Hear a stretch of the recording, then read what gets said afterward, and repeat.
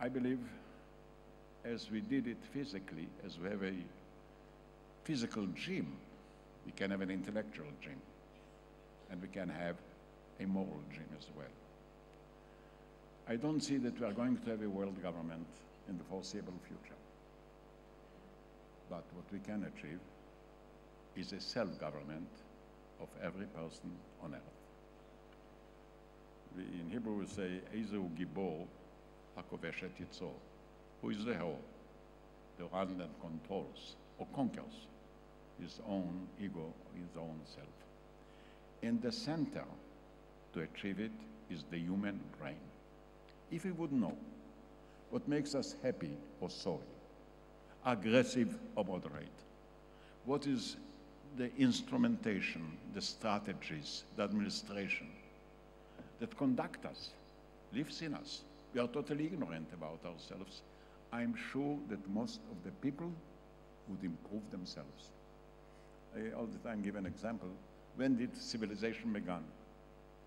When the first mirror arrived in the world. Until then, people didn't use to cut their nails, or to comb their hair, or to wash their face. The minute you have a mirror, you change. You want to be clean, you want to be without nails, you want to organize your head. We can create a mirror, not only for outside appearance, but for internal behavior. For that reason, I believe in the coming decade, in the center of the human effort, not only in Israel, will be handling the brain, handling ourselves, trying to make from each of us a better person. What I learned being a president, when I was in the government, you know, I have administration, a great deal of the time went to handle frictions, competition, jealousies, maybe 50%. Now, thanks heaven, I don't have an administration, so I don't have frictions, but I discovered something which is more powerful than administration, and that is the good will of the people. I'm so proud to live in a country where the people are ready to volunteer. Just call them, just ask them. When I was the prime minister, I hardly heard the word yes, and I'm sure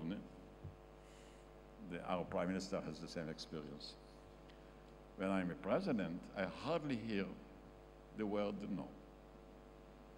People are so ready, and I think what Israel has to show now, the strength of goodwill, the strength of volunteering, the strength of the rationale overcoming all the other temptations, which are not necessarily on the right side. I believe in the coming 10 years, there will be a different world. Think that I'm an optimist, think I'm a dreamer, I don't care. I think Israel must put in her center the research of the brain and the trust that we can become better, each of us, all of us. And I think this is the greatest challenge, more than anything else. And I do believe there will be a mobilization. The Chinese call it harmony, doesn't matter. The Indians call it, if you want to liberate yourself from your own self, liberate yourself from your own ego. We call it tikkun olam. And as we were in agriculture to produce food, and as we were in defense to guarantee our existence, now we have to be and show that we can have a better human being, not by changing the people, but improving all of us and each of us. In Israel, there are already many beginnings.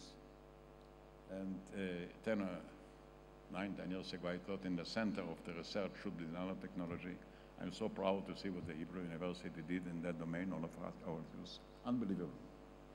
In 10 years' time, you will see a different world with a different spread of employment. When I started economy, it was a simple proposition. There are services and there is production.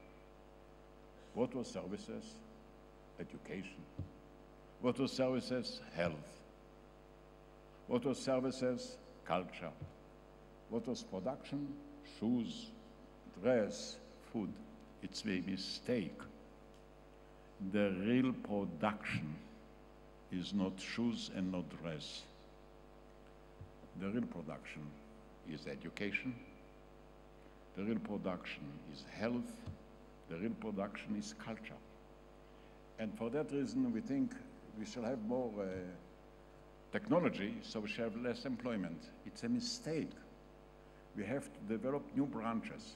We have to enlarge the branch of education, invest more, to have more teachers, less students in every class.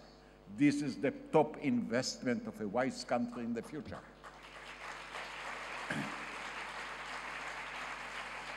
The same is about health. Health is investment. A person who suffers from sickness cannot enjoy hope. And we can enable. You know, they say that with the new technologies of the brain, we can overcome different maladies, Alzheimer, some sorts of cancer, and you know what? Even autistic children can be helped. Today it sounds like a dream. There are 35 million people who are blind. Maybe we can return a sight to their life. I know it sounds so far away, it's not realistic. For me, I have the advantage of my age. With so many things that were conceived as dreams, as far away, irrelevant, and look today. So that is the reason why we're being called the Tomorrow Conference. We cannot do it today. We can do it from today on. We are so engaged to remember things that we forget that to do things is a matter of tomorrow. To remember is if you want, a pleasure, a knowledge. I don't say it's unimportant, but we have to engage our energies and our thoughts and our intellect in changing the world from today to tomorrow. And I don't know, you are young enough, so you will enjoy that tomorrow. I don't know if it'll take 10 years, or 12 years, or 15 years, it doesn't matter. I think instead of having all the communication and all the electronics and all the other things in the center of our life, we shall have new industries.